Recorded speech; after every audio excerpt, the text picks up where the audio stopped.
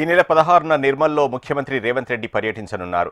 NTR mini స్టేడియంలో చేపడుతున్న బహిరంగ సభ ఏర్పాట్లను ఇన్ఛార్జ్ మంత్రి జూపల్లి కృష్ణారావు, మాజీ మంత్రి సుదర్శన్ రెడ్డి పరిశీలించారు. ముఖ్యమంత్రి బహిరంగ సభను విజయవంతం చేయాలని జూపల్లి కోరారు. పండుగ సమయంలో ముఖ్యమంత్రి రేవంత్ రెడ్డి నిర్మల్ జిల్లా కేంద్రానికి రావడం ఎంతో అభినందనీయమని పేర్కొన్నారు.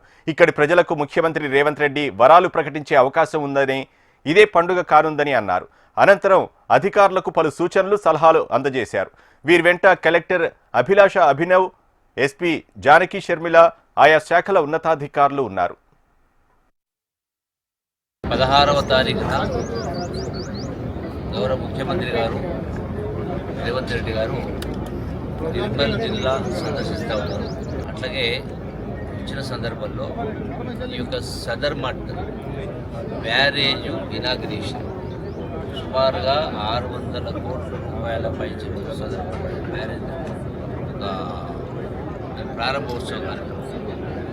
దాంతోపాటుగా పంచాయతీరాజు, రూరల్ డెవలప్మెంట్కి సంబంధించిన అభివృద్ధి కార్యక్రమాలు, అట్లాగే మున్సిపల్ అడ్మినిస్ట్రేషన్ అభివృద్ధి కార్యక్రమాలు మొత్తం కలిపి సుమారుగా 2 కోట్ల